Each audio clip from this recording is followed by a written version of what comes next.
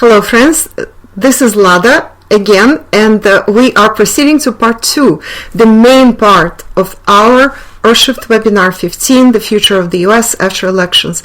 In this part we touch upon many topics, amongst them what is happening with the US elites, all this infighting, all this division between the two sides of the American society.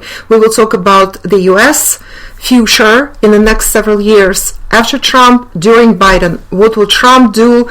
Will he achieve his goals now? What his real goals are? And we will be discussing the economy, the trade, relations with other countries, etc., etc. There are many topics. So without further ado, I will begin in a moment. I will just tell you that in the following parts, don't miss them, I will attempt to, first of all, I will calibrate live the US dollar, its value, its luck, if you will, in the next several years, and then in the next more or less 10 years as well. I will do progressive calibrations. This is one of the most advanced calibrations one can do, looking into the future. As long as the timeline remains the same, which I do not expect this timeline to change dramatically going forward, we will have the results that I'm predicting throughout my calibrations. We will be able to see what will be happening with the US dollar and in what progression, or how long will the US dollar still stay pretty much on top of the currency food chain, let's just say. Also, I will attempt to do something very interesting, never done before. I will attempt to give you my early predictions for the US by 2024. Who will run? Will Trump still be there? What will happen with Biden? And who will win next elections? My very first predictions for the US elections 2024 and America of 2024. And if you remember my other webinars, that is the beginning of period 9, guys. So it's going to be a completely different world, different energy, very different priorities, and different countries will come to the front by then. So we will be discussing how what is happening with the US, the number one superpower, the country that in fact was on top of the food chain for the longest time, what will happen and how it will affect the world. It will affect all of us, and it will. It doesn't matter if you live in the US or you live far and away from the US, it will affect the entire world, because it's like Titanic. Okay, it is like a major volcano. It is like the caldera, US caldera, that affects everybody. It's like a tsunami. It's like a meteor hitting the earth, and then the shock waves go all over the world and affect everybody as a result. And so this is what will be happening. The US, what is happening with the US right now, and what will continue happening with the US, will affect the entire world. So without further ado, let's begin. And I will just mention that I will also give you tips, and that's going to be, don't miss that part, that's going to be the last part, bonus part of this webinar. I will give you tips on how to cope with changes, how not to lose yourself, how to actually find yourself during this time of amazing tectonic shifts, and how to thrive during this time, and certainly how not to succumb to panic that so many are spreading, how not to succumb to confusion and other things. I will give you those tips. So that, without further ado, let's begin the main part 2. So first, I want to touch upon the US election results and various irregularities. Will Trump achieve the seeming goal of returning the election results and remaining in the White House? Because that is his stated goal. As you remember, he is saying that the election was stolen from him, that in fact he won the election and the results were falsified. And to a degree they were, which I will mention later.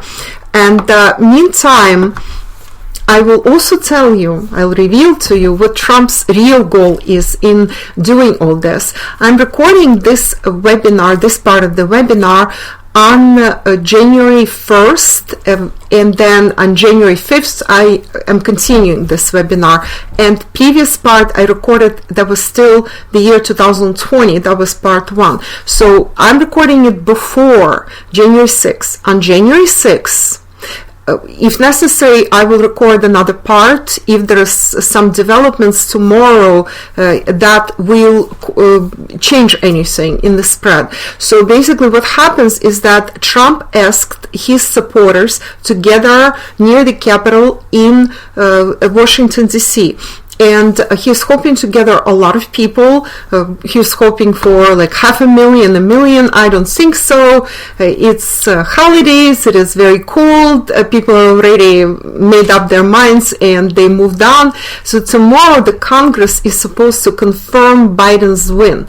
And once that is done, then is direct road towards inauguration on January 20th. And so let's see, Trump promises some kind of like major revelation tomorrow that will reconfirm that the election was stolen from him. Let's see what happens. And as I said, if there is some sort of development, I have my own definitive predictions for everything, etc., regardless of what Trump does tomorrow.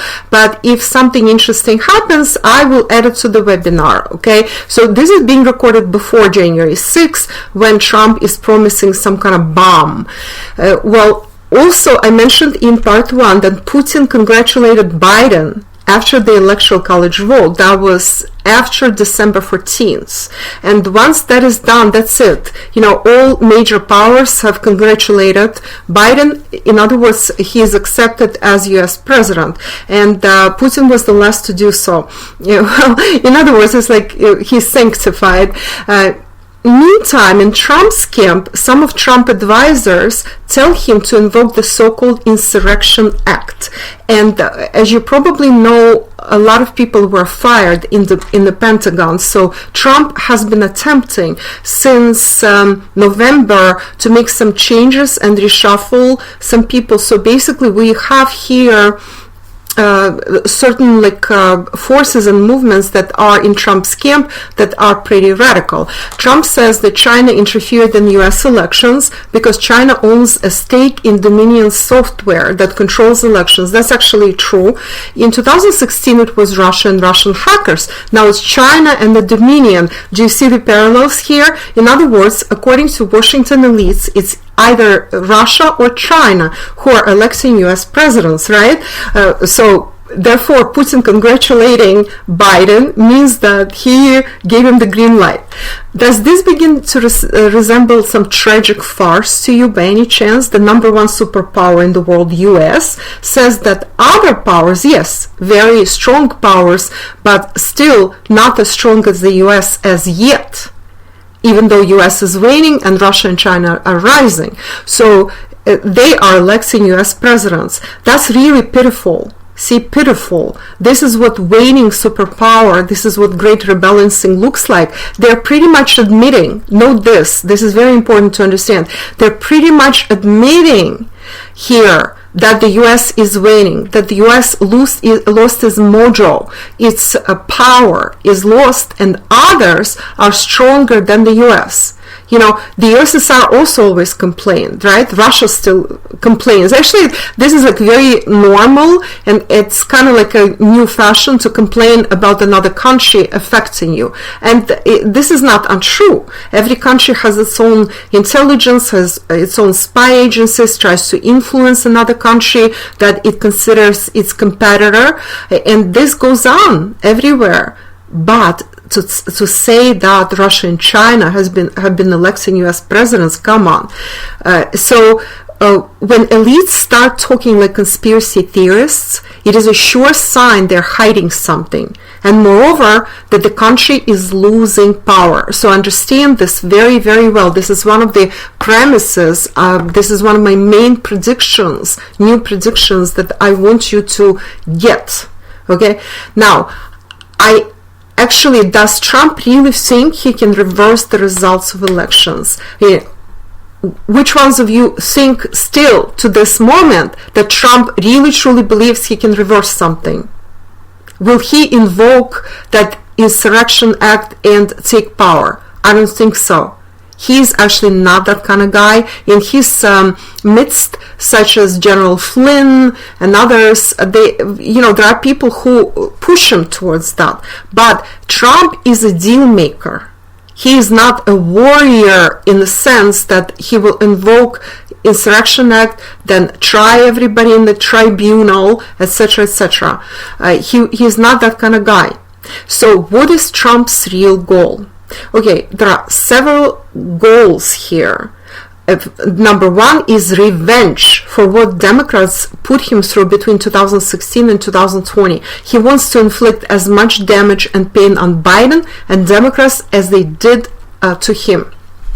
Meantime, I can tell you that there is indirect evidence that the CIA was involved heavily in this election. And you know, this is floating around. This conspiracy theory is floating around that CIA, in fact, switched results. But I don't think that in reality Trump could have won this election. Well, I'm actually sure the energy was for Biden, or rather it was against Trump. I did say that from the start in my big article where I described how this election will evolve and how long it will take to resolve anything, to count the results, and that Trump is definitely losing, Biden is definitely winning. I even gave you the exact percentages, etc. So despite that, CIA was involved, and they did do certain falsification, but not enough to sway the result. Pretty much they were ensuring Biden's win, but no more than that. This is my firm opinion. This is what I see. So how do we know? Where is the indirect evidence that CIA was in fact involved heavily in this election? And here's how we know. We had in 2020 major elections and major interference by foreign powers in recent elections in Moldova and Belarus, not to mention the Nagorno-Karabakh war. We also have the ongoing Navalny poisoning saga. Usually the CIA trace would be easily discernible, easily visible in all these cases, like it was and still is in Ukraine, where in fact CIA pretty much rules. But in each, the work of destabilizing was delegated to spy agencies from other countries. For example, it was the UK and Germany that took the lead with Navalny. It was Turkey that took the lead with Nagorno-Karabakh. It was Romania that took the lead with Moldova, and it was Poland and Lithuania that took the lead with Belarus. It was also proven that Biden and his son took money from foreign players, and that Ukraine oligarchs and Poroshenko government were heavily involved in supporting Clinton and Biden. These things were proven, yet these proofs didn't go anywhere. So that was also somehow subverted. It was MSM and CIA working together, subverting everything. Besides, Trump and his team alleged widespread election fraud, as I said, which also in most cases was disregarded and completely swept under the rug. Putting together that foreign sabotage was delegated to other countries, and the fact how smoothly everything was organized in the US, including proofs hidden in plain sight, we can conclude that the CIA was very heavily, hands-on involved in this election. Trump never saw eye to eye with the CIA. Basically, they were worrying the whole 4 years of him being in office, and they could not wait to get Biden into office and get Trump out. So basically, he was the personal enemy of the CIA. He was really at war with them. Okay, so as I said, the Congress will be voting. I'm recording it before January 6th, on January 6th, and the inauguration is January 20th, 2021. Trump is definitely running out of time. He pretty much did run out of time. So some are pushing him to invoke that infamous insurrection clause, and that happened several times in US history, but it's like old history, ancient history. It didn't happen any time in the past, like let's just say 50 or more years. So in order to institute the extraordinary executive powers, he can invoke that kind of clause. Will Trump succeed in overturning election results? And would this mean a military coup with the idea of Trump staying in power for life? And remember, I don't know if I talked about it previously. I will talk about it in the Chinese webinar. What happened in China a few years ago, they pretty much they did away with any limit on presidential terms for for the president. In other words, Xi Jinping could stay in power for life if he manages to do that. Now, Putin also can run again in 2024 for another 12 years. He can stay another 6 and then again another 6 if he chooses to do so after 2024. So some are suggesting, hey, if Chinese and Russian presidents can do this kind of stuff, you should do that too and become like an emperor of the US. Of course, this is a terrible idea. It is a complete departure from anything that US stood for, and that again tells us that the US is on its last legs, that the US is disintegrating as that superpower, as that democracy, as they used to call themselves for the longest time, this like shining democracy and the example for others. It is disintegrating, it is waning. Well, I want to mention something also here, that a number of you asked very good questions, and usually I would do a separate segment for the questions, answering questions, but here questions folded into my narrative so well that I incorporated them into the webinar. So we have some great questions from One Earth United. And she says, Trump's advisors, Sidney Powell and Lynn Wood, advised him to challenge the election results in a military tribunal. They claim that Supreme and local courts are corrupt and won't hear the evidence. U.S. Attorney General William Barr quit, was basically fired by Trump because he disagreed with Trump's claims and didn't find evidence of widespread fraud. And Barr was a complete Trump's lackey. Trump replaced many top brass in the DOD, that's Department of Defense, and Pentagon. Is this an attempt at a military coup, and will Trump succeed and remain in office? And I also want to remind that in the Supreme Court, the Republicans have absolute majority, 6 versus 3. Democrats, and Trump was the one who brought into the Supreme Court just before elections Amy Coney Barrett. And despite that, the Supreme Court refused to consider his claims that there was election fraud. In other words, there wasn't enough evidence for Supreme Court to take it on, and it was clear to me, I said that from the start in my initial predictions of November 1st, that this will never happen, that it's not going to be a repeat of the year 2000, and the Supreme Court will simply refuse to take this on. And the reason for that is that, frankly, a lot of Republicans do not like Trump, and they would rather have Biden in office, who is another globalist, just like most Republicans, most neocons, and he plays ball. And Trump, meantime, he stirs up a lot of trouble. A lot of his international policies are against the wishes of the majority of Republicans, who in fact were more mainstream. And also, as we will see later, it is very interesting, but Trump is also stirring up trouble. He is supposed to be Republican approach to budget, to money, to deficit, to economy, and he's pushing for more stimulus packages and for higher stimulus payouts to the population, which in fact is a Democrat line. And so Democrats in fact are acting more conservative than Trump in some cases. We had a total fight in the Congress about how much money to give out to the population.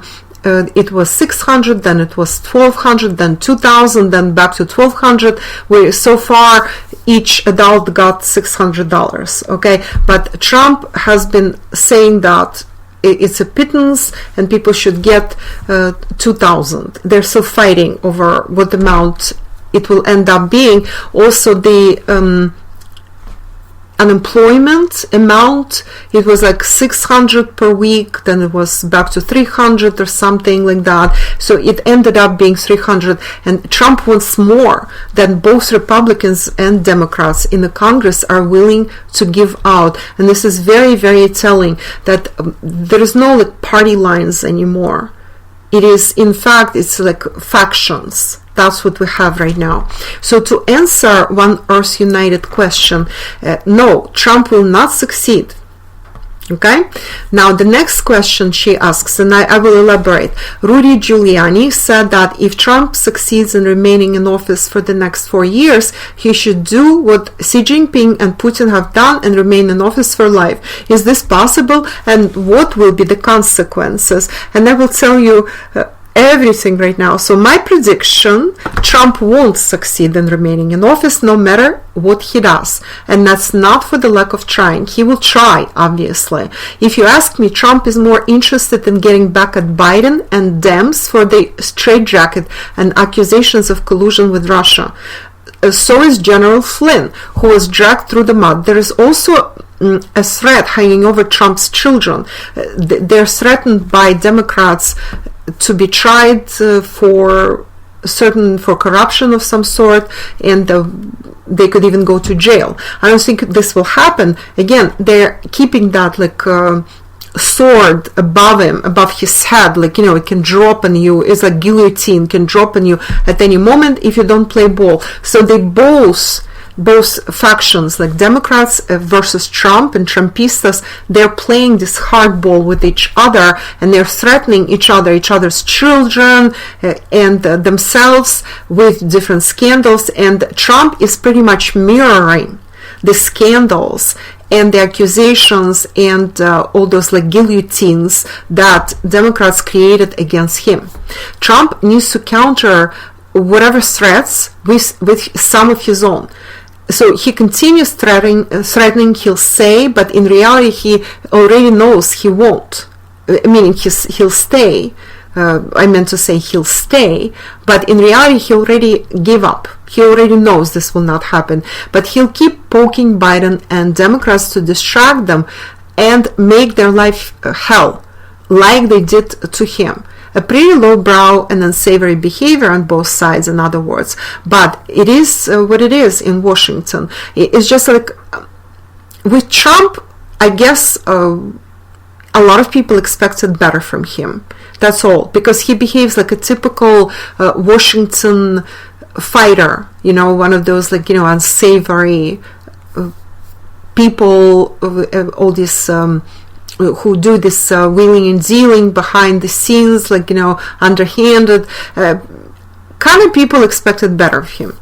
Well, there is a second reason for what Trump is doing. That's his ego. He cannot tolerate the loss at all because he's so used to winning.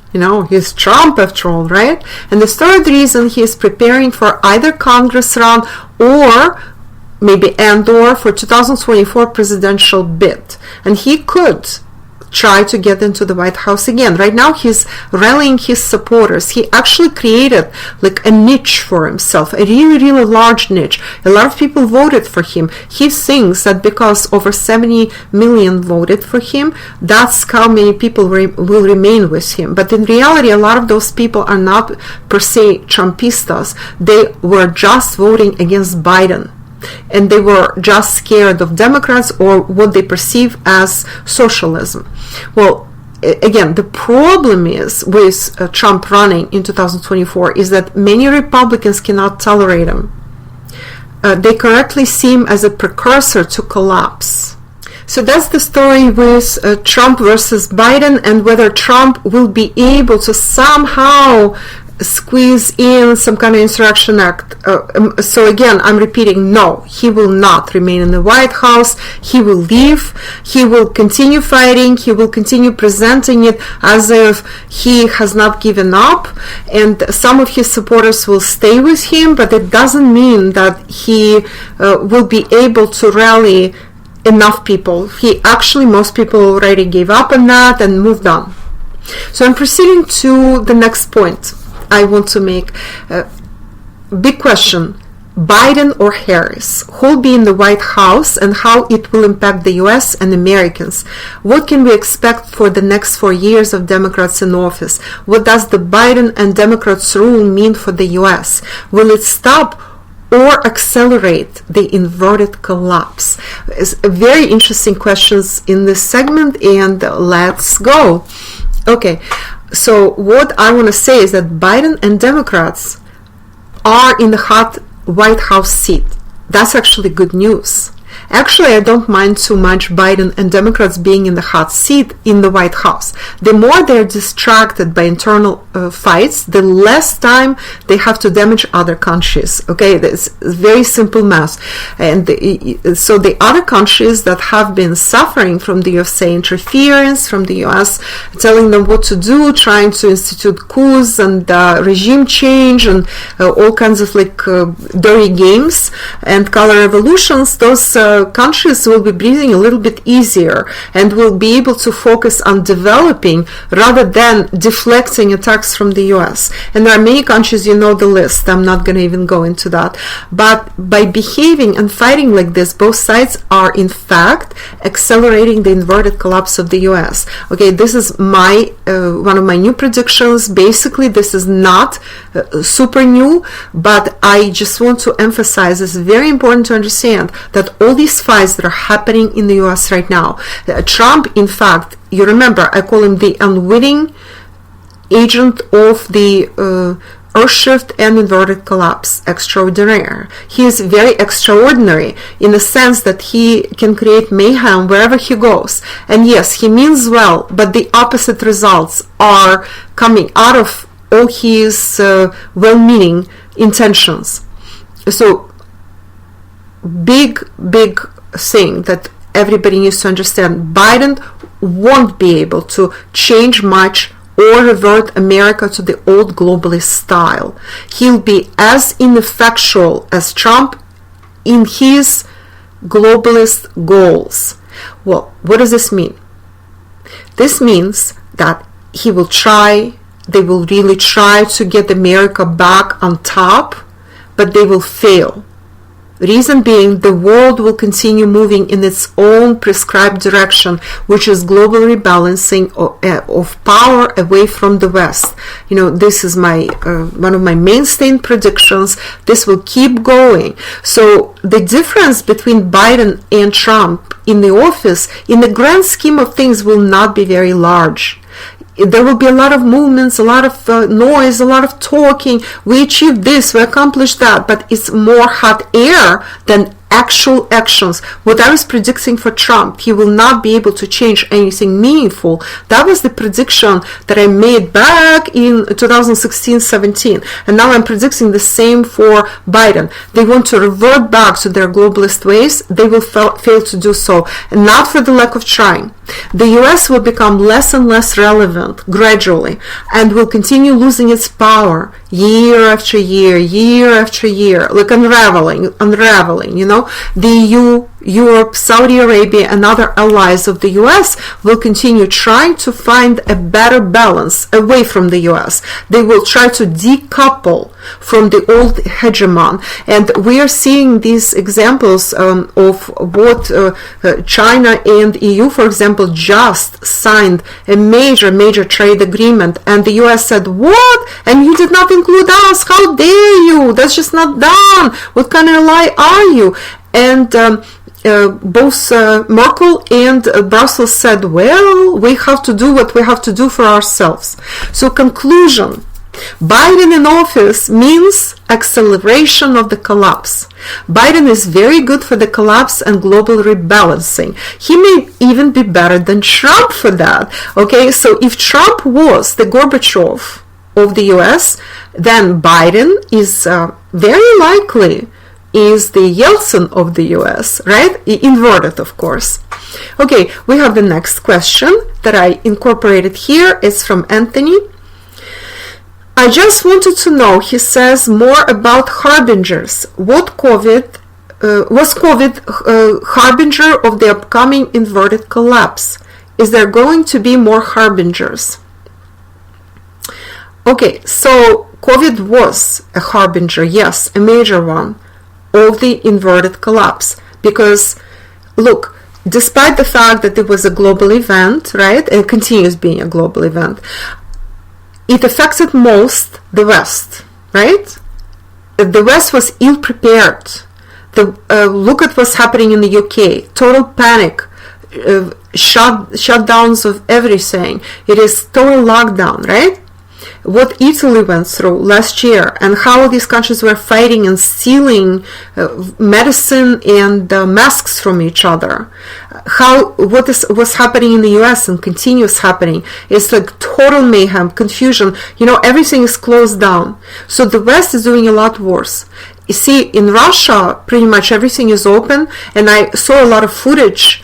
Well, of course, you cannot fly to Russia right now because borders are closed, airports are very restricted, flights from certain countries are very restricted, but inside the country everything is humming, everything is going. They did not close anything. People may wear masks inside, but everything is open.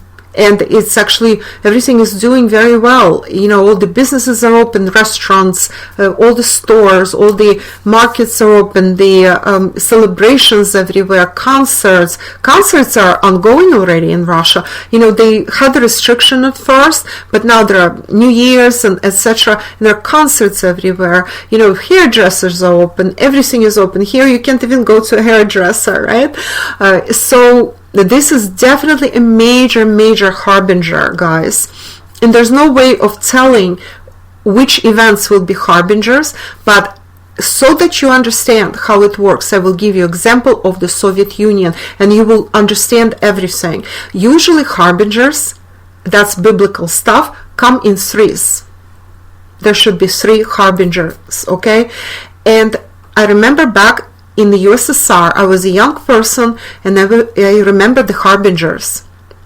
So these harbingers, they came pretty close together at the time. It doesn't mean that that will happen in the US, because the US collapse and the Western collapse in general, this like rebalancing is happening slower than the USSR. That was very fast, very furious, and here is slow, like a boiling frog kind of slowness. But it could expedite by period 9 dramatically. So be on the lookout for that, guys. That's starting in 2023, maybe 22 even. We're already seeing certain, like COVID is one of the precursors of events that will happen in period 9, but there will be more. This is still early, guys. This was only 2020. We just entered 2021, and the actual period 9 starts in 2024, so we still have a little bit of time. But once we get into the swing of 2024 and after that, then the world will look very different. So just to give you a parallel here's what happened in the USSR. 3 harbingers happened, and once I saw that, I immediately said something is going to happen. I didn't know it would be the collapse of the USSR, but I knew that something was going to happen. So these harbingers were, the first one very, very well. It was Chernobyl. That was the year. So Gorbachev comes to power in I believe it was September of 1985, September, I believe, right? And so the very next year we have Chernobyl, and Chernobyl, that was the end of April and the beginning of May of 86. Then the following year, or still that year, it was August of 1986, I'm sorry. In August of 1986, the Admiral Nakhimov and in the Black Sea has sunk, killing something like 750 or maybe up to 900 people. You can actually Google the tragedy of Admiral Nakhimov. It's spelled it as Admiral. Nakhimov is Nakhimov.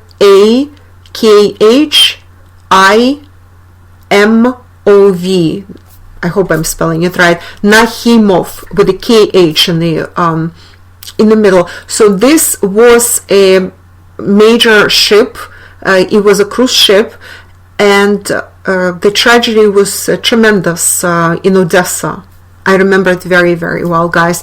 Just to give you an idea of how huge the tragedy was for my family, my brother perished on that ship. That was the second harbinger, guys.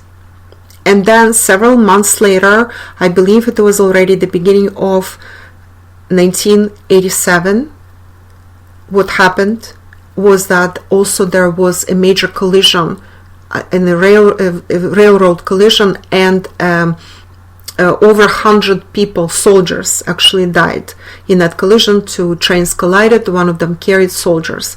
Also major event. And sorry, I just remembered my brother, and for a moment it was difficult. Made peace with it a long time ago, but it's still difficult to remember these things, you know. Alright, so we're getting back on track here.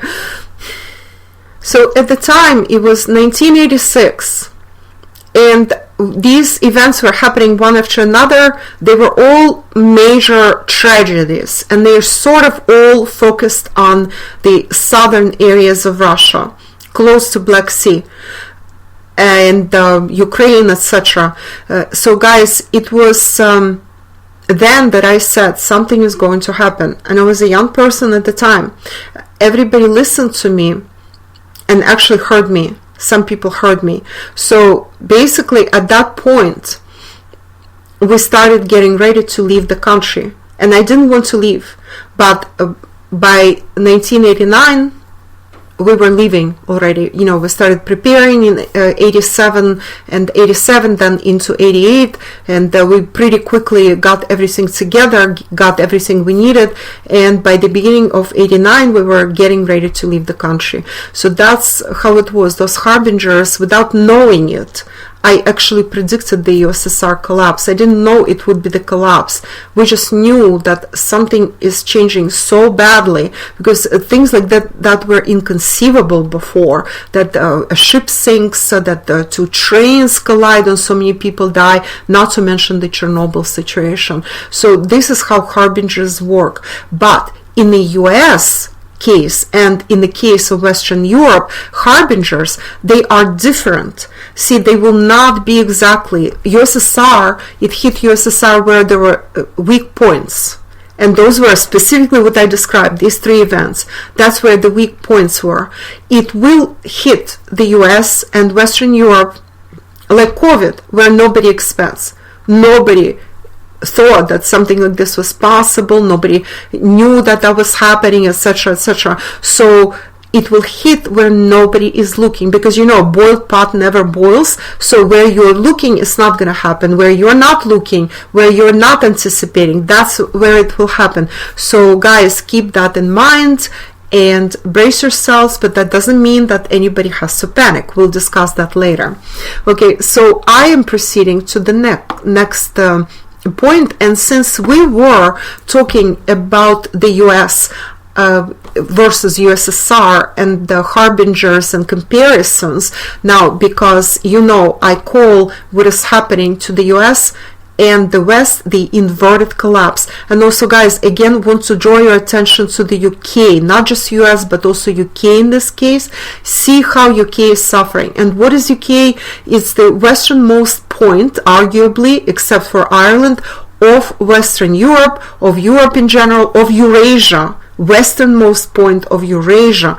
And UK, up until the US came to be the hegemon and the number one superpower, it was the UK that was the leader of the Anglo-American world and of the West. So UK is just as affected, or in some cases even more affected, than the US. Look what's happening. You know, you can follow events online, you can go to RT, you can go to various sources like even BBC. Look what's happening with their lockdowns. Look what's happening with their economy, with the panic, with this crazy stuff that is happening in the UK. It's like total emergency situation. This is your inverted collapse in action. It is actually in progress right now. So I want to compare what is happening to the USSR collapse. So the USSR circa 1988 through 1999, that decade plus, when the collapse was actually occurring. It was happening at that point. So we are probably somewhere in the equivalent of 1986 here in the US, something like 86. That's maybe 85. That's what it looks like to me. Maybe 87. That sort of period. Okay, so the US is mirroring the USSR collapse. Remember how I explained to you how inverted collapse also means a mirror collapse. It's like the same image, but sort of like left is right and right is left. So it's not exactly the same. In some ways, it's sort of like the opposite, but it's still leading to the same result. You're really seeing the same thing. So what is happening now, US GDP currently is 15% of the world GDP, was over 20% just recently, and attention, after World War II, it was a whopping 60% of the world GDP. During Cold War, it was 40%. So see how it's falling?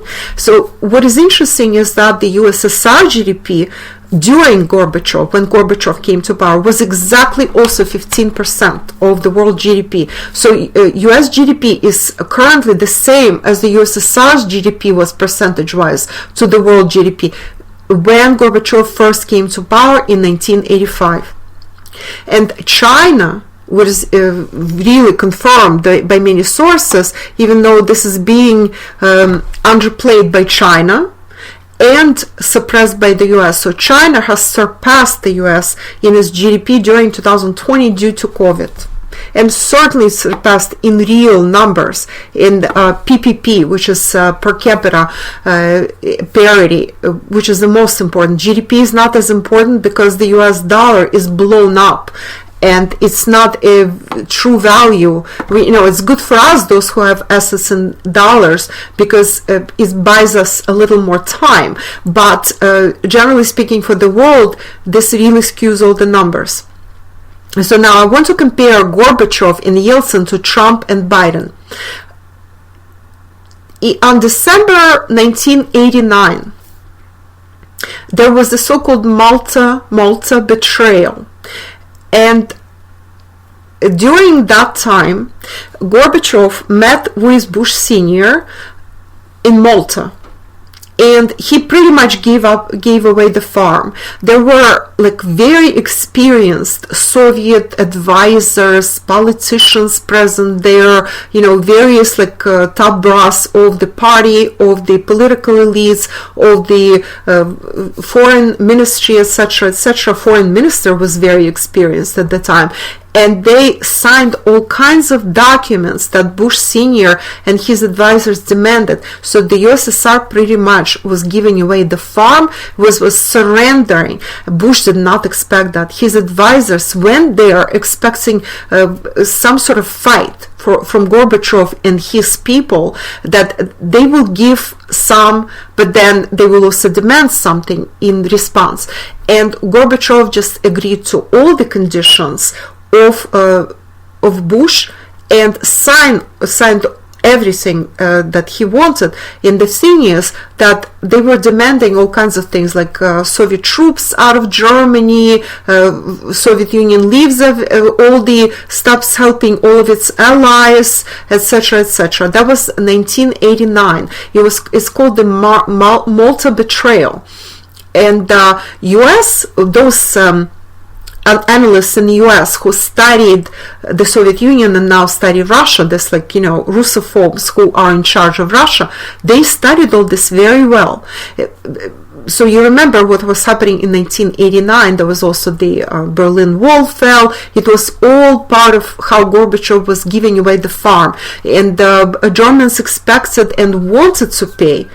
They were actually ready to pay a lot more for the withdrawal of Soviet troops, because there is infrastructure, it's a major expense to relocate the troops, etc., etc. And Gorbachev asked for like a total pittance, nothing really, something like 10 billion marks, or German marks at the time, and the mark is not the same as euro, it's like a fraction of the euro, and they were ready to pay 100 billion and 200 billion, and actually they were coming, Kohl I believe was chancellor at the time, they were coming to Moscow with the budget that they can pay 100 billion, maybe even 200 billion they can collect themselves. And if Gorbachev demands more, they were ready to pay up to 500 billion and borrow that money from the US, UK, from IMF, etc. They were ready to pay any amount Gorbachev demands. And he said something like 9 or 10 billion, which did not even cover Russian expenses in relocating the troops and losing all that infrastructure. And they did that in record time, relocating the troops, getting them out of Germany, which actually was not even a demand. There are also demands that were made for the Soviet Union to discontinue programs with certain like missiles, then to give up certain things, spheres of influence, and Gorbachev actually signed off on all this. So there are massive betrayals that were happening because Gorbachev was just that kind of person. He thought that if he extends a hand to the West, they will reciprocate. There was a verbal agreement not to expand NATO, not to Germany. Supposedly promised unified Germany that it would stay outside of NATO. Very funny, right? Then of course they were never to accept Eastern Europe, all those Warsaw Bloc countries in Eastern and Central Europe to NATO. Very funny, right? Or they were promptly accepted into EU, into NATO, became Russophobic, were subverted, etc., etc. So part of it was Gorbachev's naivete. Part of it was that he really didn't know what he was doing. He was a really bad leader. Part of it was his ambition. And part of it was his idea that if he extends a hand, then the West will reciprocate. It was really, really poorly executed. The whole story was really, really bad. Okay, so the US, all these analysts, all these think tanks, they studied the situation very well.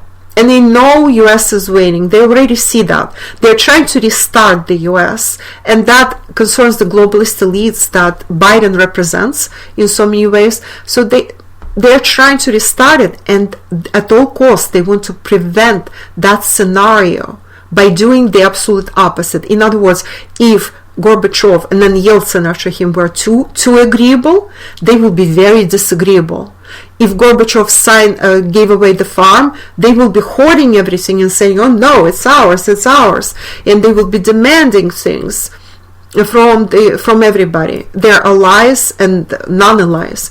They will be playing hardball, they will be schmoozing, they will be making deals, they will be doing the opposite from the USSR. And do you know what will happen in the end? In the end, nothing will happen. It will not help, because this is inverted collapse. It won't work. No matter what they do, it's still going towards the same inverted collapse. It is still going towards the same rebalancing, global rebalancing, where power is draining from the West and going in different directions. It is going east and it is going south, to the countries that were disadvantaged before, or that were in the defense, on the defensive before. Well, that's what is happening right now, guys. So this is how inverted collapse really works. Okay, mystery finally revealed, right? It is sort of the same, but it could be the opposite, and it will still be the same result.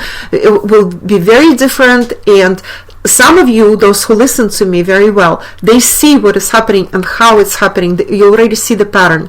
Others, those who do not listen, they will wake up one day in a completely different world and say, wait a minute, what happened to my country? I don't recognize it. Okay, we have the next question from Teresa. The collapse of the USSR led to its dismemberment. What will be the inverted collapse as a result in the USA? Well, remember, it never hits where you expect it to hit.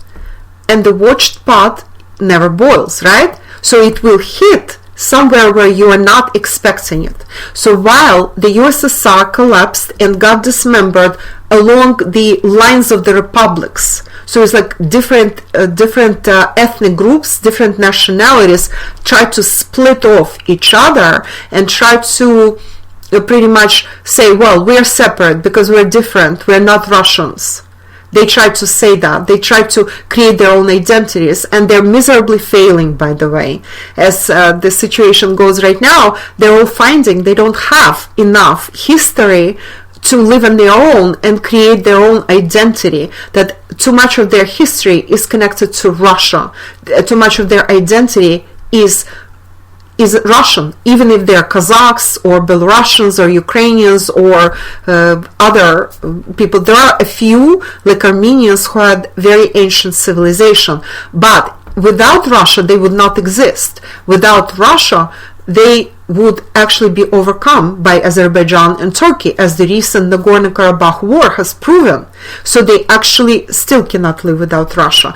And that's the situation over there. So dismemberment, what Teresa calls dismemberment, it was when different republics just went their separate ways for various reasons, and people call it betrayal as well.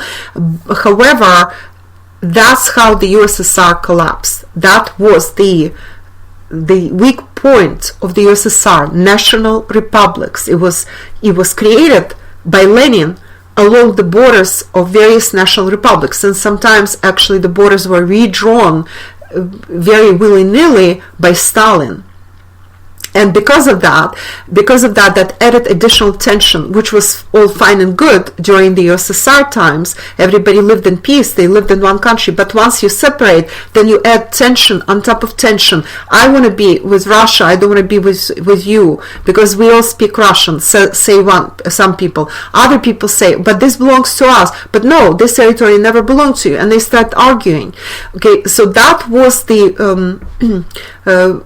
problem for the USSR. And what are the problem of the USA? USA does not have national republics, right? So it cannot collapse along the republic or state lines. In fact, even though states are called basically, they have their own laws in some respects, they do not obey certain federal laws, and they try to do their own thing, and they can even have certain specific things in which they disagree or counter the federal laws. Yes, they can do that.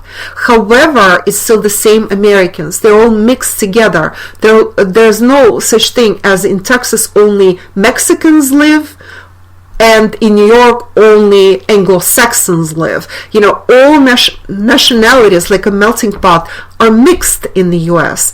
And everybody speaks the same language. Everybody, you know, there is no way of separating. You know, sure, there are certain divisions that are happening right now, like Texas it keeps raising this issue. Maybe we should be separate. There are California, like Vermont, New Hampshire, all these states are raising these kinds of issues.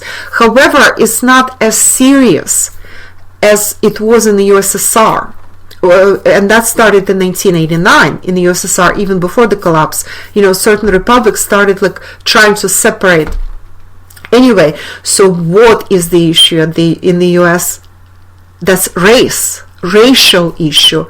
That's where the problem lies, and that's where divisions might happen. Racial issues, then political issues, because there are two parties. And remember, attention, there was one party in the USSR. So the split in the USSR was happening. It's whether you are with the idea of communism, quote unquote, it wasn't real communism, but whether you stay with that idea, socialism, communism, or you're against it and you're pro-capitalism.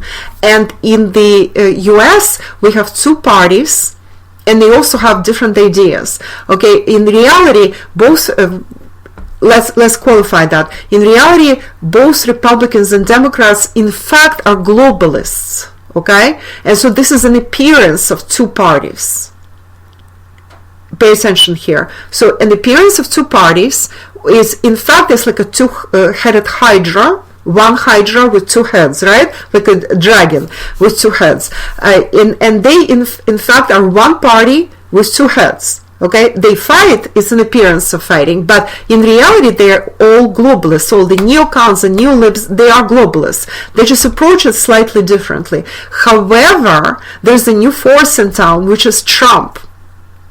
And Trump gathered quite a few supporters, and they are those people whether they're simple Americans, ordinary Americans, or elites who are nationally oriented, who are more isolationists in a way, who actually want to make America great again and return to like the good old days, what they perceive as good old days. Of course, that's not possible.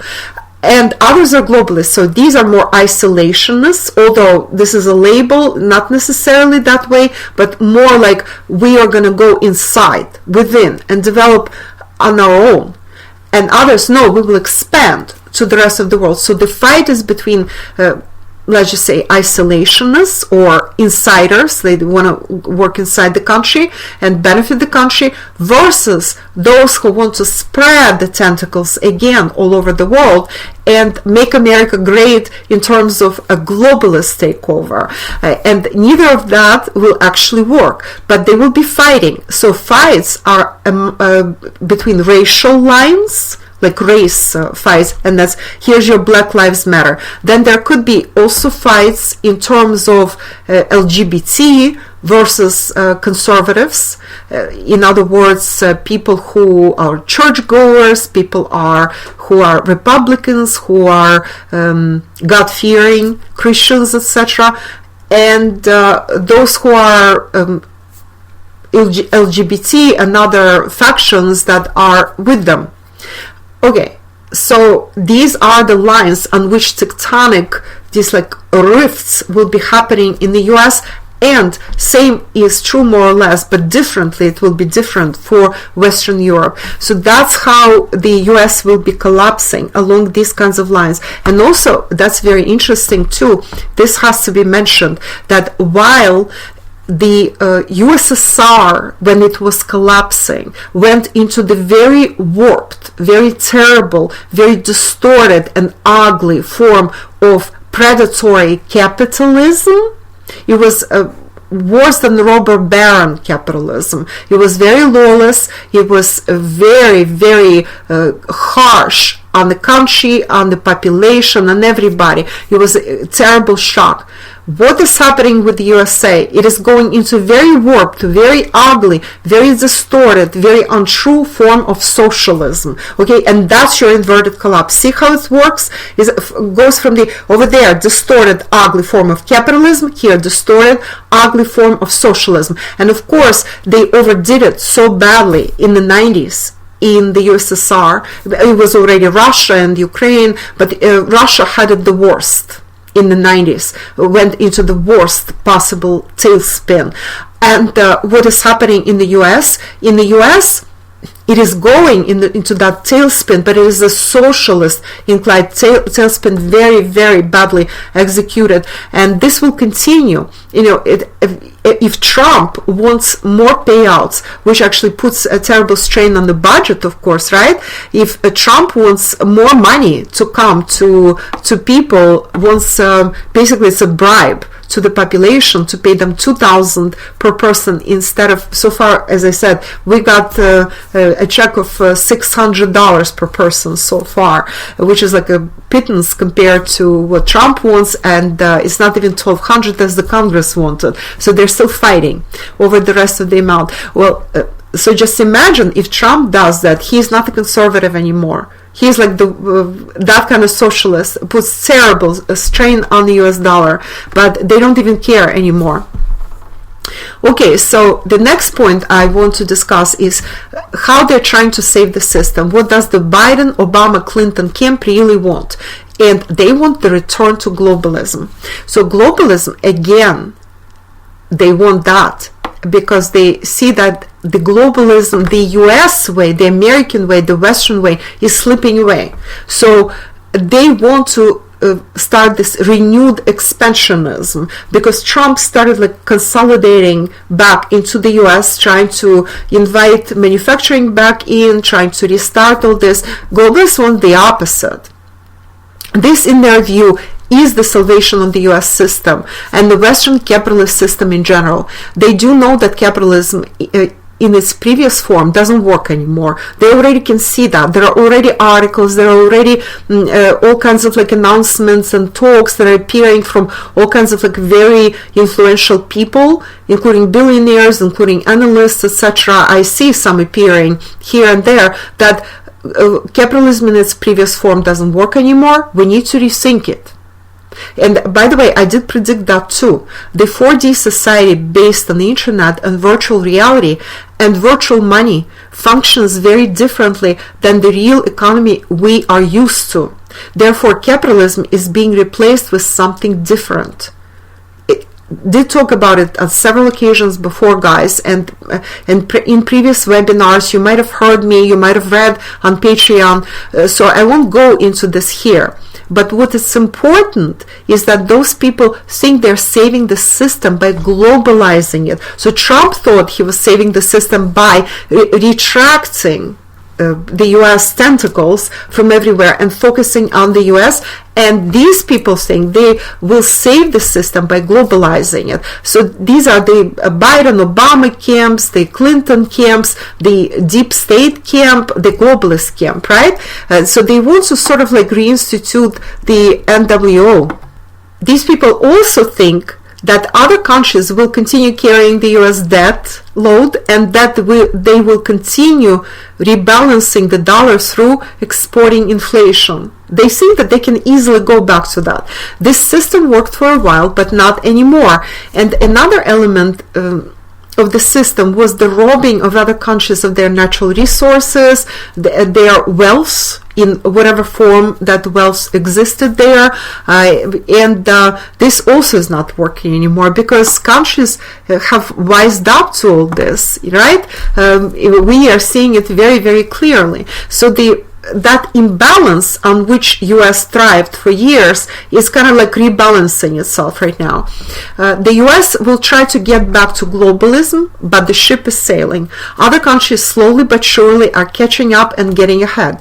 The system was designed for unfair competition when other countries always had to catch up and never quite did. At this time, some countries are better prepared and their systems are better for the new reality than USA's. And I gave examples previously of Russia and China being a lot better prepared than the USA for COVID, right? In previous series of webinars, in series 3, we discussed that in detail, how much better China and Russia were prepared and how much better they dealt, their economies dealt, and now they're getting ahead. Russian economy is doing a lot better than Western European economies, or Eastern European for that matter, if you compare them. Chinese economy a lot better than US economy, or again, Western economies. So meantime, the US has been resting in laurels for so long that they are behind the times. Those whose systems are better are better because they had to learn the hard way. And because they learned the hard way, they have constructed better system and now they will get ahead. I want to discuss with you the Democrats' economic and social plans. First of all, it's green economy and dampening of the oil gas industry. So all this is fine and good, but when the country is already collapsing in the collapse mode, in the weakened mode, you take away even more from that which was working before, and you're expediting the collapse. Now, legalizing illegal immigration. And an estimate is that anywhere between 11 and 25 million illegal migrants are currently in the US, and they're all Democratic voter base. That's why they want to legalize them. They also want more payouts and welfare. And that, I was telling you that they approved relief, COVID relief is anywhere between $600 and $1,200 dollars per person, plus $300 unemployment boost and business support. But this is continuing to put terrible strain on the US dollar, and I don't know, we probably bought another 2 years, but no more than that. Okay, in that regard, Sasset has a question. Will Biden bring back Obama's heritage such as Obamacare, LGBT rights, the things Trump tried to reverse? First of all, Obamacare never went away. LGBT rights never went away. Trump maybe talked about it and threatened to reverse it. Republicans threatened to reverse it, but it never happened.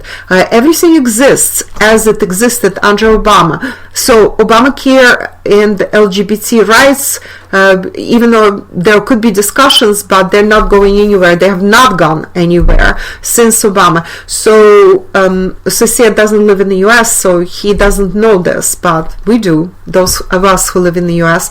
So there will be no reversals, and more socialist style stuff will be actually coming in line, will be instituted. And what I was saying before, Trump was ineffectual as president. He promised things, but he did not fulfill them. Those people who say that he actually fulfilled his promises, I don't know, what are they looking at? Show me a few things that are really truly meaningful that he really reversed. Same will be happening with Biden. He will not be able to reverse what's already ongoing because the Congress will not allow him. There is like pretty much a parity in Congress, and they will be fighting back and forth. They will be making all kinds of deals. That's how American politics works. They're making deals. Okay, behind the scenes, they're making deals and nothing meaningful. They might be yelling and screaming a lot. There might be a lot of noise, but they will not be doing anything meaningful in terms of fulfilling any sort of promises or changes that they wanted to fulfill. The other side won't let them. And inverted collapse keeps on going at its own pace. So no matter what they do, it's still the same situation. Maybe Biden, well, attention, this is my prediction actually, Biden might be able to stabilize certain, and Democrats, certain things for 2 years, for about 2 years, okay? Like some sort of stability for a couple of years, maybe up to 3 years. Well, something until 2022 through 2023. Watch those years, what is happening then. But after that, same with the dollar, okay? They might be able to stabilize it just for a little bit because of globalization plans and the things they will be doing internationally. They will be begging allies to buy dollars and to keep them, to be more aggressively investing in treasuries and stuff. But it does not mean that the dollar actually will strengthen. The dollar may even go up temporarily, but that's going to be like, this final kind of explosion. And the best situation for the dollar is to stay stable for 2-3 years so we can all get out of it. Those of us who have money and assets in dollars, so we have time to reallocate our assets. Okay, so Democrats' monetary plans and the US dollar future. What follows more welfare? So they want more welfare, Democrats, more handouts, right? And that's not just Democrats. As I said, Trump, supposedly a Republican, is demanding more payouts to the population as COVID relief. So what follows all this? That's overprinting. Strain on the economy, strain on the US dollar. In reality, nobody is counting US debt anymore. They already, whatever, let's approve another several trillion in debt. Let's approve another. And this keeps happening and it keeps ballooning. So the dollar system, in fact, is collapsing. And the only reason it has not collapsed is because still to this day, we don't have an alternative. But slowly, those alternatives are being developed behind the scenes. And of course, US attacks any country that goes into alternative venue. Like, look what happened to Gaddafi, look what happened to Iran, Iraq for that matter.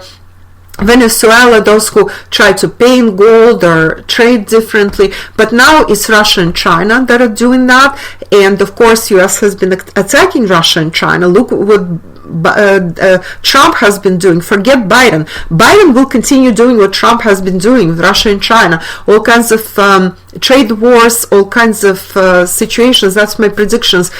Sanctions, but they already pretty much exhausted their munitions. It's really very weak shots.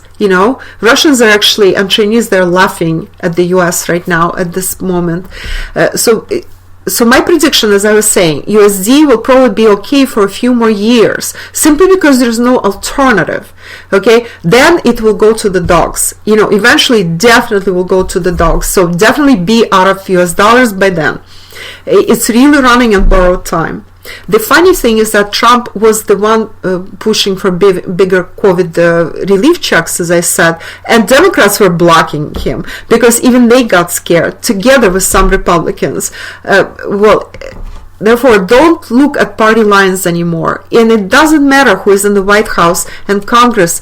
They all feel the pinch. They're all scared. They all are confused. They have no idea what to do with the situation. They are afraid to be blamed, but they're stuck. They are so locked into this game, into this political game, into this, Game of Thrones, let's just say. And because of that, they cannot get out of it, because they are drunk on power, they're drunk on their competition, and they will continue yelling and screaming and tearing the country apart. So this kind of situation will only exaggerate and be even more pronounced when along party lines, or Trump versus Democrats, or even Trump versus certain Republicans possibly, plus the racial riots and some other events along those lines. Even LGBT could be involved here, all kinds of Greenpeace versus traditionalists, Christians versus LGBT, etc., etc. This is where all the fights are. But who is really destabilizing the country? That's the political elites sitting in Washington. They are really, truly destabilizing the country. This plus Black Lives Matter. So these are the forces that will continue destabilizing the U.S. Okay, now I want to proceed to the next point, and it is about how other countries see Biden in the White House and what are the Democrats' geopolitical plans. Okay, so how various countries see Biden in the White House. Like for Russians, basically they prefer Trump, and they continue talking about Trump. Oh, Trump was tried to fulfill his promises. He did this and that. He renegotiated deals, and he's still pretty strong. The analysts in Russia, who are basically, I would agree with them when they analyze post-Soviet space, Russia, and even certain conspiracies and what the West doing in regards to Russia and color revolutions, etc., etc. I would agree with them. Even maybe Europe, I would agree with them. But when they analyze the US, it's a nightmare. They have no idea what they're doing. In my opinion, actually the Kremlin and Putin, they already made peace with Biden. And in reality, those who are smart in Russia, and I assume that Putin understands it, and his advisors understand it, that Trump was not great for Russia, and neither will Biden. And the difference between them for Russia is not very large. So if there are more sanctions, big deal. Trump actually orchestrated more sanctions against Russia than Obama or any prior president. And that includes the Soviet times. So how is Trump great? He helped Russia. He helped Russia by being so mean, so nasty to Russia. He helped Russia develop. And that was my 2014 prediction, that because of sanctions, because of this animosity, Russia will be forced to develop its economy, become self-sufficient, and that's what happened. Well, China. So Chinese hated Trump because he really started that big trade war with them. They're hoping, beyond hope, that Biden will be better for them. And yes, globalists are better because they want, and Democrats, they want to work with China, technically speaking. But that ship has also sailed. China has become too powerful, and it is basically a threat to the US. It used to be a symbiosis, and China was too weak militarily and geopolitically at the time, but strong economically, and it sold as cheap goods. Also, goods from China are not as cheap anymore, right? China became extremely strong geopolitically, not as strong as US or Russia, but is gaining strength. Militarily, it's also gaining strength, and it's strong enough that the US will not dare attack it anymore, especially in partnership with Russia. And partnership with Russia is growing. So China prefers Biden, but in my opinion, there's really very little difference. And right now, Biden is just as threatened, and Democrats, globalists are just as threatened by China, because China is taking away a lot of their bread and butter. So it's not really good. EU, Europe in general, EU and Europe still has this like attachment to the US as a US satellite, and they still hope for better relations with the US under Biden. They still hope that everything will get back to normal. However, they already got burned on Trump, and they're already developing alternatives. For example, they tried to negotiate their own deal. They just signed a major deal with China, and they try to do certain negotiations with Russia. They don't go along with the US automatically like they used to even in 2014, 15, and 16, and then they sort of stopped after Trump alienated Europeans and Merkel and Macron and everybody really. So now they're going to try to play, like to sit on 2 or 3 chairs at once, etc. Well, Iran is hoping that relations will improve because Trump was really bad for Iran, and Biden might actually try to redo the might have actually tried to reinstitute, give new life to the Iran deal. However, after Trump and Israel killed that nuclear scientist who started the whole nuclear program in Iran, and before that their general was killed, Soleimani, right? Something like that. So that general was killed in Iraq, and that Iranian general was also a very big hero in his country. And at this point, and Trump did it on purpose, so Biden would not be able to reconstitute the Iran nuclear deal. And now Iran is so insulted, so angry at Americans, that there's no way that they can actually go back to business as usual like it was under Obama when the deal with Iran was started. So that's one thing that Trump actually did. He ruined the deal that Russia and Obama and the EU negotiated for Iran. You know, so the sanctions stop or lessen the sanctions, restart the trade, restart investing in Iran, and that they can sell oil again. So Trump actually ruined all that. That's one thing he actually fulfilled, that kind of promise. Well, maybe also trade war with China, promise fulfilled, right? Well, Israel prefers Biden does not prefer Biden by far. Well, they really like Trump. So with Biden, they're cautious. They don't know for sure because they did not have a good relationship with Obama, and Biden is considered from Obama's camp. However, usually Democrats are good for Israel, so there's like an ambivalence there. But let's see how they get along. Certainly, those who are pro-Trump, whether it's in Israel or here, they will not be allowing Democrats to do business as usual with Israel. They will try to sabotage whatever they can. Now, Latin America.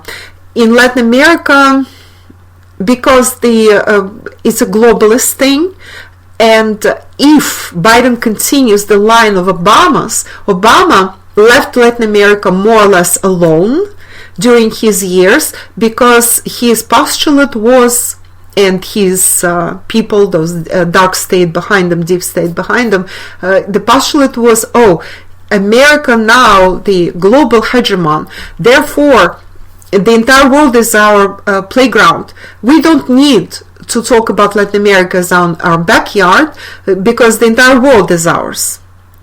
and they want to return to that. So the reason Latin America received so much pressure from Trump is because Trump went back to the doctrine that Latin America is our backyard. And of course, Latin America started rebelling. Certain regimes were changed and toppled easily because they were compromised, and they went into the sort of like American camp again, such as Brazil, Argentina partially. Well, Ecuador was a major scandalous story. You probably read my articles on Patreon a year or two ago. But Venezuela refused, for example, and so Biden will attempt to go globalist again.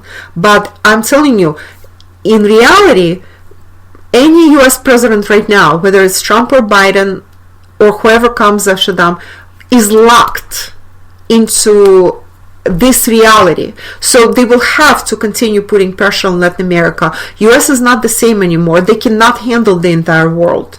They are not as powerful anymore. So they might still focus on Latin America. But because of how Trump behaved, US lost part of Latin America irreparably, actually, and Russia moved in. And that concerns Venezuela. And again, I'm referring you to my articles on Patreon where I discussed the recent mega deal, unprecedented deal between Russia and Latin America, in which much has been its oil, its natural resources, and it is also a defense deal, and it's also a geopolitical deal at that. Now, how Asia perceives them, besides China? Well, I believe for Asia is not much of a difference, except one thing. A lot of Asians, they are like much more, they're not as flamboyant as Americans. They're like quieter people than Europeans or Americans, right? They do not like this like showing off and stuff. They like to quietly work, do your business. Trump scared them with his style, and made them feel very insecure, very unsure about what he will do next. So from that perspective, Biden is more predictable, I would say. Now, Canada is rejoicing, of course, because Trump was not great, and there was a lot of caution, much like in Asia, towards Trump. Well, USA is still our closest ally. We're practically like a satellite of the US. However, look how they're behaving. They don't want us to be their ally or to be their closest neighbor anymore. There were sanctions. There was some trade war with Canada at one point. Canadian Prime Minister Trudeau hated Trump and was doing, like, as if they were in high school, he was whispering some kind of gossip about him. He was caught on camera more than once. So Canadians were like looking at it like, what will Trump do next? Much like Asians. Well, the UK loves having Democrats because they're more predictable than Trump, because Trump was trying to be nice to the UK for the most part, but again, there's caution. Just like in the EU, there is a lot of caution. What will Trump do next? We don't know. He's so unpredictable. So predictable Biden is better for them, and UK will try very desperately, very much will try to reconstitute relations with the US the way they were before Trump and before COVID and all that. They will try to get closer to the US. They will try to reconstitute the Anglo-American world, which is, by the way, disintegrating at the seams, because, say, Australia and New Zealand, they have more Asian influence now. There are so many Asians there, and they do trade with Asia a lot more, and they're so far away. And Trump really, reputation of the US took a major hit under Trump, international reputation. And that's what all countries, practically all countries, except maybe Israel, feels better about felt better because Trump was so good to Israel, but not the majority of countries. So the Anglo-American world is even like disintegrating at the seams, and different countries, they are sort of like trying to decouple. They try to like distance themselves. Oh no, we're not exactly that. Well, that actually reminds me again about the Soviet collapse and the Warsaw Pact collapse. And no, we're not exactly like that. We're different. So it's very possible that the various Anglo-American countries will also sort of start drifting apart and going their separate ways. They try to do that, even though the US has still so many mechanisms to pull them back in and call them to attention and all that. But they will continue doing that as the US weakens, and gradually that will be more and more and more, and then eventually collapse that is visible to everybody. I also want to briefly mention the post-Soviet space. I have to say that all those regimes in the post-Soviet space that became Russophobic, that includes Ukraine, Armenia to a point, this Pashinyan story. Again, read my articles and my whatever I said on Patreon. I talked a lot about Armenia and Azerbaijan and all this Nagorno-Karabakh war, etc. So those regimes that are pro-West, they're hoping very much, even in Moldova, in Georgia, also they're hoping very much that Biden will be nice to them and will start paying attention to them, because Trump was really not paying that much attention to them. He was questioning why US is helping Ukraine, for example. So as part of the COVID relief, Congress passed help to Ukraine of $250 million. And Trump says, wait a minute, why are we helping some Ukraine? Instead, let's help our people, which of course I agree completely with. That I completely and totally agree with. But the thing is that the US will keep giving these like handouts to those countries, and these are hoping beyond hope that Biden will start paying attention, like Pashinyan, like Zelensky, some other ones like in Moldova, this Maya Sandu, etc., that they will again be under the wing of the US once Biden comes to power. But I can assure you, Biden will have so much to do at home. He will have so much going on in his backyard, and so many disasters, so many fires to put out, that he probably will have less time than he imagines, and CIA will have less time than they imagine to deal with post-Soviet space, because they are actually losing on all fronts at this time. It may not be visible to the naked eye, but I can assure you, I monitor these things, but they're losing. In things that they were supposed to win and they used to win, they are losing now. They will attempt to reclaim the post-Soviet space, they will, but they will not succeed. Okay, so this their link to the post-Soviet space will be weakening, and it will take some years, because those local elites there, whether it's Poland or the Baltics or Ukraine or this Armenian installed, that's the weakest thing, because Pashinyan will probably be swept away and more pro-Russian elites will come to power in Armenia. So Armenia is not in this category, but there's Georgia also.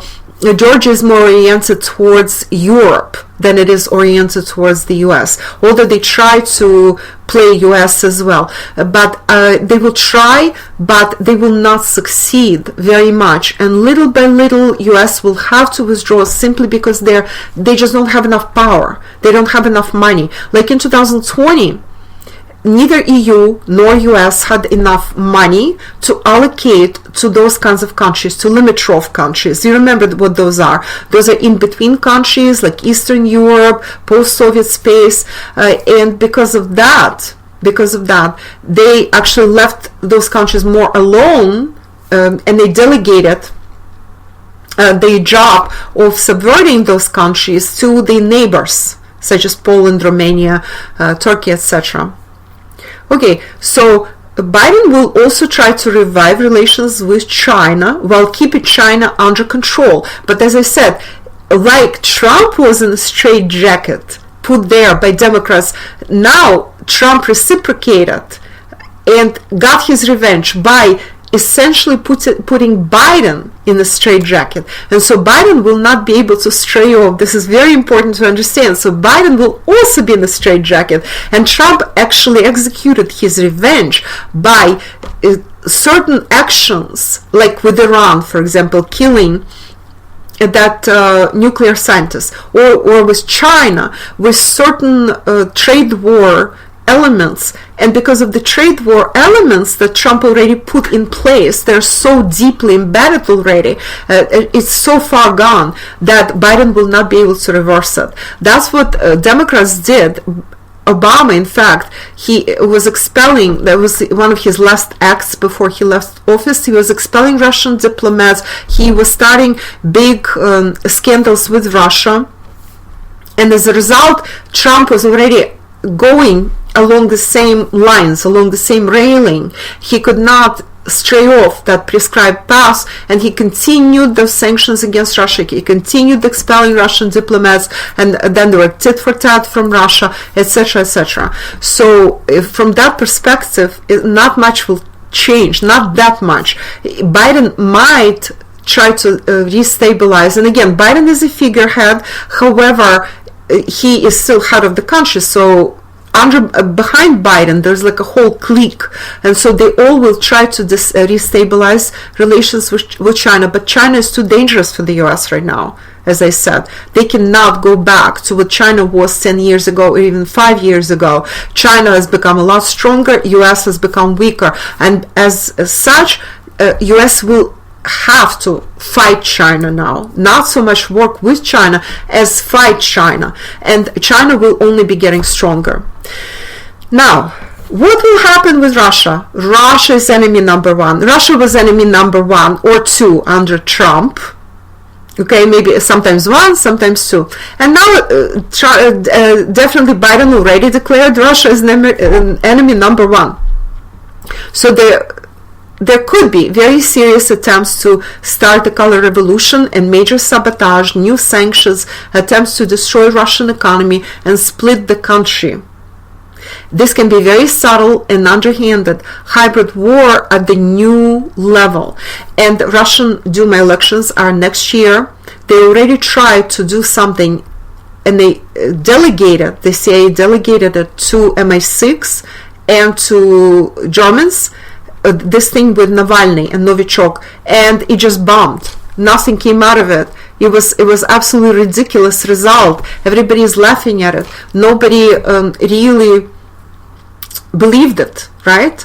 So there will continue being these provocation attempts to lock up Russia in the Black Sea.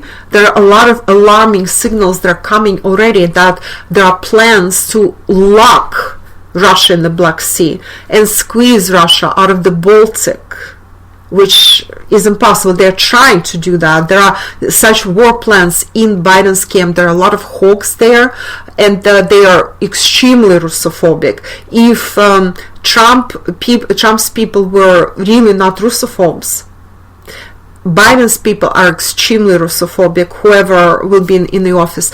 There will be, proxies will be used, because since US cannot reach that far anymore, they used to do it themselves, and the CIA fingerprints and the US State Department fingerprints were all over Ukraine, for example.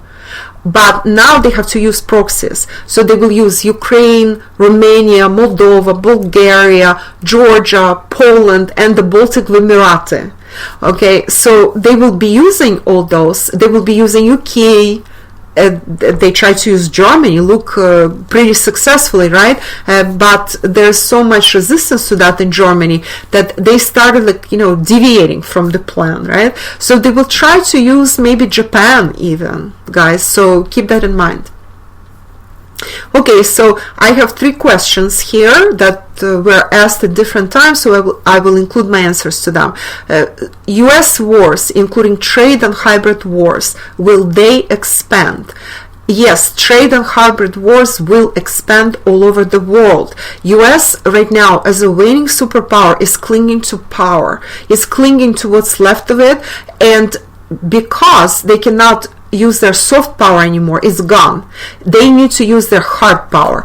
Whatever hard power, they think if they do hybrid wars, trade wars, if they sabotage everything, provoke everything everywhere, then other countries will be very busy, and this will prolong USA's agony. It will prolong the existence of the regime in the US, and then it will allow the US to come up with different solutions, with better solutions, and then they will make a new jump, new leap, like previous times when they were at in dire straits, at wit's end, and then they found a solution. Okay, like they came off the gold standard, they went into like paper dollar and petrodollar, and there was a brilliant solution when US actually was in dire straits at the time.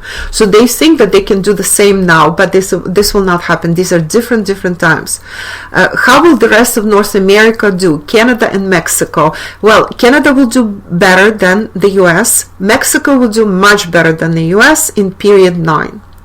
How the US empire disintegration will impact the rest of the world. We all will be affected differently in different ways, but we are all connected to the US. We use US dollar, we are connected to the US economy. Ripple effects will be all over the world, guys, to lesser degree, to more degree. Those countries that are more sovereign and stronger, they will be less affected. So that concerns Russia and some other countries, but we all do trade, even in Russia too, and Russia is affected by other countries. So if other countries are affected, like EU is affected by the US collapse, for example, and Russia's biggest trade partner now is probably China, or maybe still the EU. So it's between the EU and China. You know, Germany is a major partner for Russia, trade partner. So if Germany is affected by the US collapse, then Russia is affected too. And China will be affected as well, because they still sell. Actually, EU already surpassed the US as China's #1 trading partner. So US is already #2. Okay, the next point. 4D digital economy plans. Global race for the new digital revolution is on, and the US is starting to lose. What is the virtual state capitalism, and is it really fascism? So digital economy is merging with the state. What is it? It will be deepening very seriously and substantially. Various Google, Amazon, Facebook, 4D, lower 4D companies, in other words, okay, guys, you know, virtual companies, intranet companies, Twitter, Microsoft, Apple are already merging with the state. You know, the state tells them what to do. They disclose information to the state. They also influence the state. They tell the state also what to do. So this is deep state, this is dark state for you, this is globalism in the digital age, the lower 4D age. This deep merger of the digital economy and state, sort of virtual state capitalism, kind of resembles fascism, because it comes with a lot of limitations, a lot of restrictions, and it will be intensifying under Biden.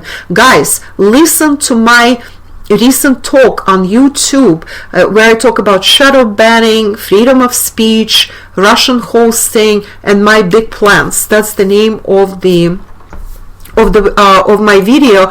Listen to that video, because that explains a lot more about what's happening. And this process under Biden, because he promises to give green light to everything digital and everything online, it will be intensifying. And I have to tell you that there is a major race between superpowers, and we're talking 3 countries primarily. Other countries are also participating, but 3 countries primarily. That's China, Russia, and the US. There is a major race for the digital for winning the digital world's competition, for creating better products in the 4D, whether it's phones, whether it's 5G, whether it's anything to do with hosting, internet, etc., and search engines. So there's a major fight between and major competition between these 3, and US is starting to lose it.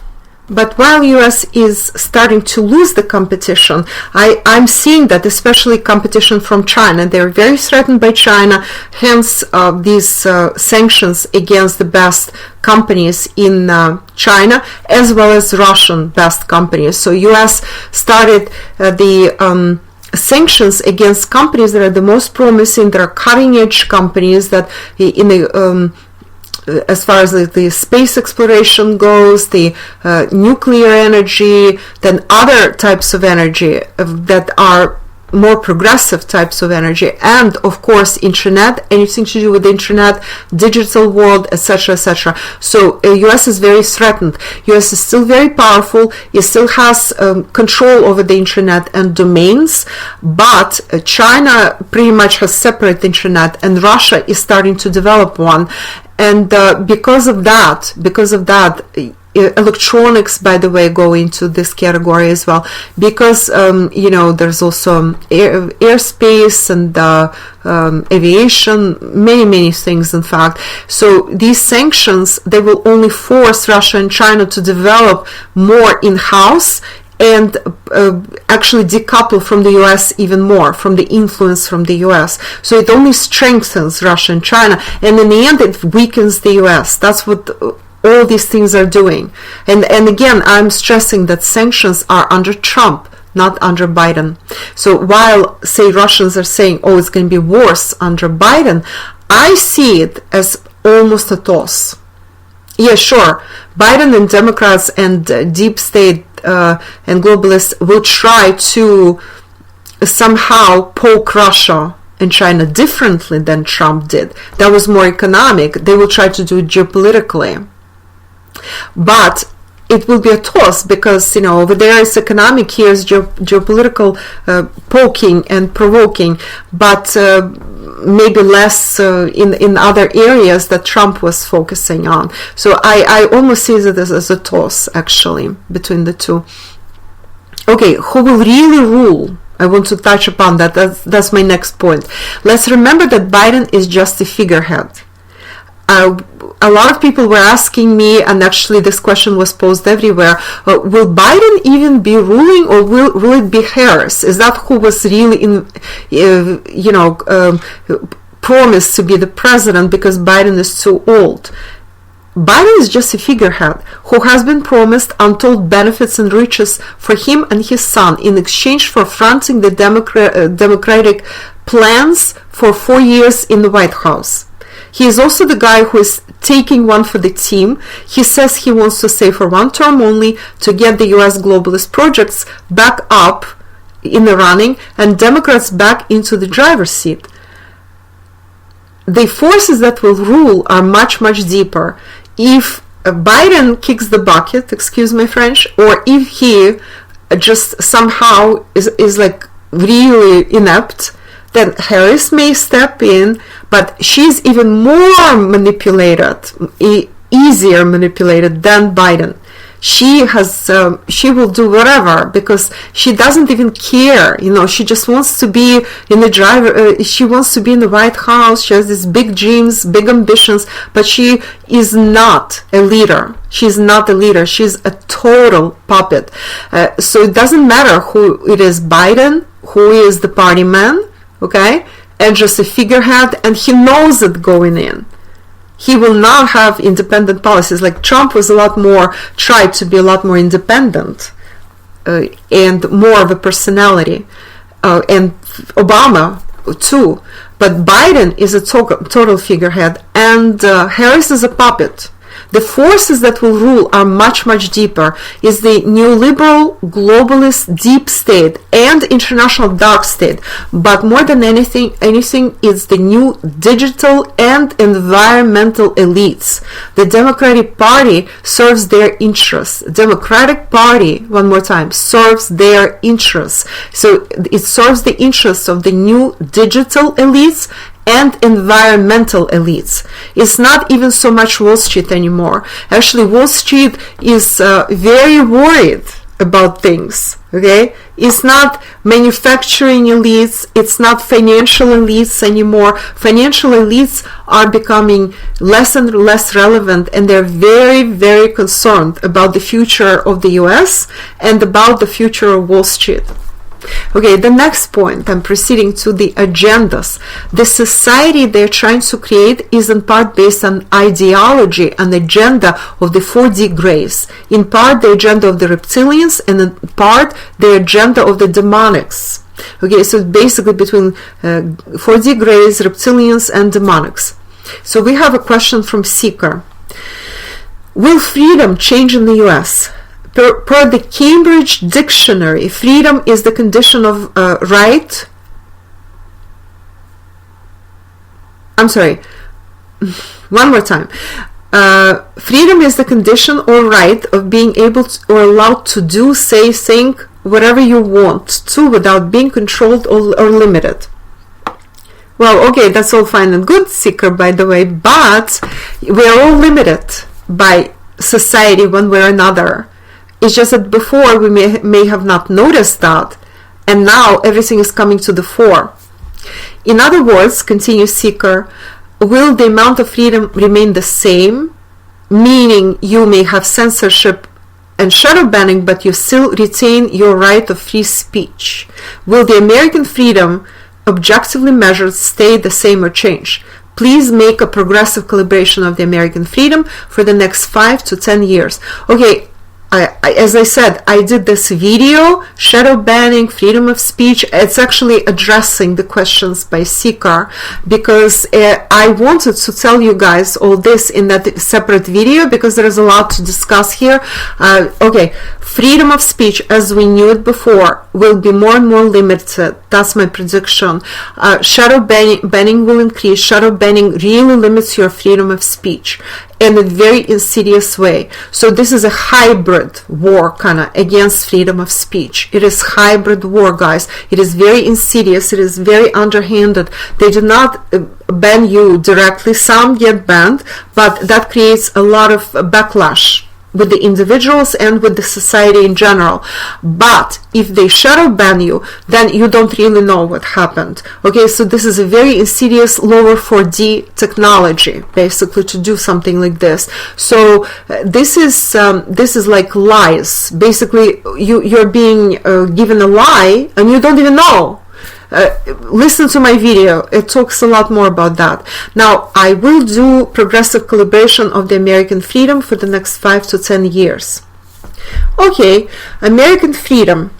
To be absolutely sure, you need to compare it to something. And so I will compare the freedom of speech, freedoms as they understood in the US, that conglomerates of freedom promised by the Constitution, First Amendment, Fifth Amendment, all that, right?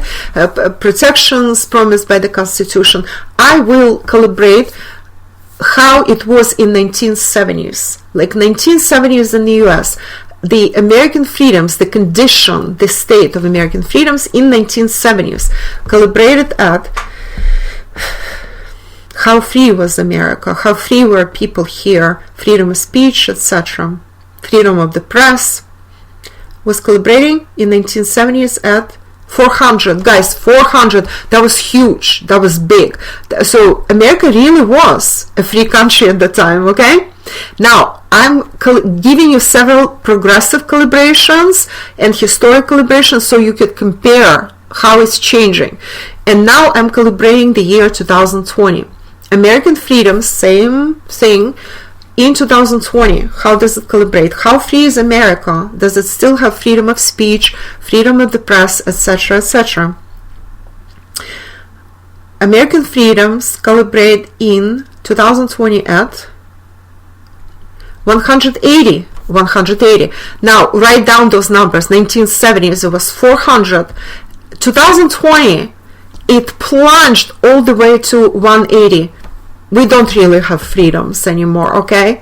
And now I will calibrate progressively in 2025, okay? 5 years from now, more or less, it will be American freedoms in 2025, calibrate that. 100 guys on fear. That's fear. We have pride currently. We had reason, truly free country in 1970s. No wonder others emulated the US. No wonder US was considered the pinnacle of democracy in those days. And no wonder everybody questions it now. By the time we reach 2025, it will be 100 guys. That's how bad it will be. I hope some of you are writing it down, because I would love for you to post it in a comment for me later on Patreon, so I could actually share it with more people, okay? Those who did not watch this webinar, because others will also want to know. This was actually an excellent question by Seeker. I love this question. Thank you for asking it. And 10 years from now, so that's going to be year 2030. Let's see if it gets worse than 2025, right? 2030, American freedoms, we'll calibrate that. 80. That's the level of grief, guys. Okay. There will be no freedom in the US. 5 years from now, it's already very diminished. And again, my video talks about this. Ladder on shadow banning, freedom of speech, Russian hosting, and big plans. That's the title of the video. Go on Ladder YouTube channel to watch it there. And subscribe to Ladder YouTube channel so not to miss my other videos. Okay, so we have 400 1970s, we have 180 in 2020, we have 100 in 2025, that's fear, and then we have grief in 2030. That's how bad it will get. Well, I don't need to explain to you what that means, right? Okay, we're proceeding to the next point. Sharp division in the US society, a war between realities and 3D world versus 4D virtual world. So this division, this war that I'm talking about, the war between realities, denotes a clash between 3D tangible and 4D virtual worlds, since we're transitioning into lower 4D, which is called virtual. Also denotes a stark confusion and imbalance of the yin and yang. Remember my yin-yang theory? You know, they're either balanced or they're in imbalance. So severe imbalance in the US and generally in the West. And our world is pretty imbalanced when it comes to that. And the regression to lower consciousness currently, because the country is actually going into a tailspin little by little. It's slow going yet, but it is going in that direction nevertheless. And so as it goes into this like lower dimensions, it also lowers the consciousness. It is temporarily, let's hope the consciousness will actually grow in the country, but country in crisis is usually characterized by the lowering consciousness. So this imbalance and sharp division in the society, that's like fighting, will only grow because the US is failing to recognize the need for a meaningful change. You know, the country has to, the population of the country has to understand what is happening and why, and make peace with it, and then take action to change. So powers that be want to patch up the system instead of rebalancing it, instead of changing it and creating a better system. This again reminds me of Gorbachev and Yeltsin. That's exactly what they were trying to do, especially Gorbachev. He was trying to patch up the system instead of completely reforming it. And you know, to save the system, he had to do completely different things than he was doing. Okay, so there is another question that was supplied, I believe that was from Socied, regarding clashes between BLM, Antifa versus white conservatives with fatalities. How wide is really the division within the US society? Will it grow with Biden, or will all Americans come together as one? Wouldn't that be nice, I said, right? And everybody, if society came together as one, no, everything will be growing. The division in the US society will be growing. And as I was explaining throughout this webinar, so the answer is actually in my previous points that I made in this part 2. because the US is headed towards collapse. And so this BLM and Tifa and others, they are this like warped, distorted form of socialism versus conservatives, the traditionalists, right? And they cannot understand each other at all.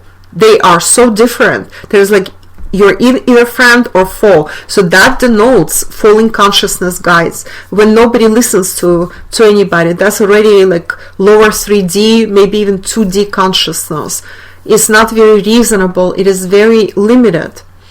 And with Biden, he might be able to stabilize the society for a year or two, very temporarily, but I do not believe it will go very far. And then it will start again, and it will be worse and worse and worse. By the time we get to 2024, forget it. Okay, another question from Emil.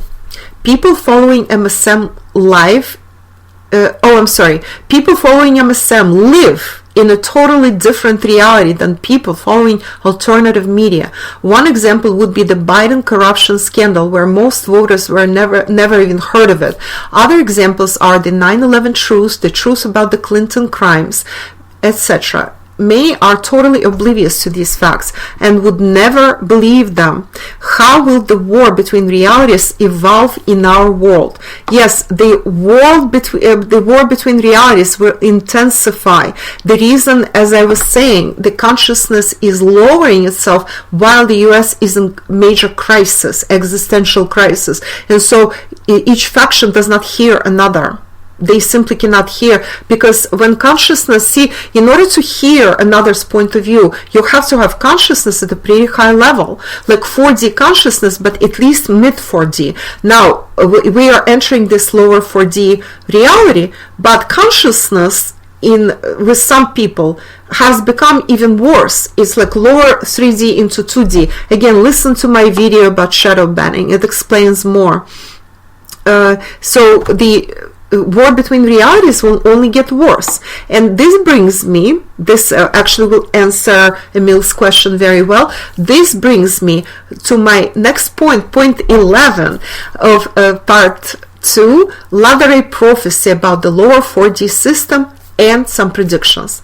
The digital internet system corresponds with the lower 4D consciousness, guys, as I was telling you before, and it will resemble a robotic or digital dictatorship, sort of like in Orwell's 1984, but based on secret algorithms and shadow bans, where you cannot quite put a finger on what's being done to you, nor see a face or who is doing it. So it's like very anonymous. It's very like faceless. It's like typical 4D.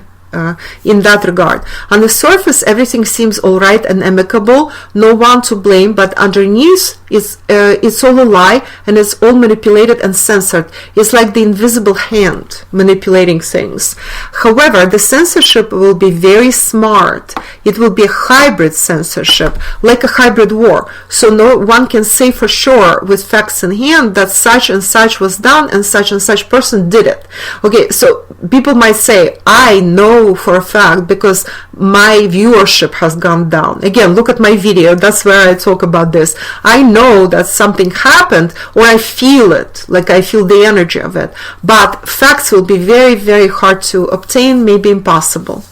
If eventually humanity fails to grow in consciousness from lower 4D, attention, this is important, to high 4D, and then if it fails to make a leap into 5D, it will be stuck in the loop of the robotic, heartless, cold future, of which many futurists have warned us. This is why we need to continue pushing through with the Earth shift. If humanity fails to hear the voice of the warm heart, the voice of higher dimensions, it won't be a complete transition to the new Earth following the Earth shift. Being stuck in 4D would be a dead end for this human race. Actually, again, there were many warnings before, and I'm again sounding this warning. Here's the good news though. There are many different kinds of earthly and cosmic higher dimensional souls and incarnated empaths and angels who are helping to steer humanity in the right direction, who help to prevent this scenario. The bad news, there are also many souls who came in to execute that precise scenario, and they're very pushy with their agenda. And another piece of news, both good and bad, some humans are awakening to the truth and start questioning the status quo. But the danger is that humans often get carried away with fairy tales, false promises, and fake news. Therefore, the cosmic battle between good and evil is ongoing, and it will going to continue for the foreseeable future. This is my 4D prediction.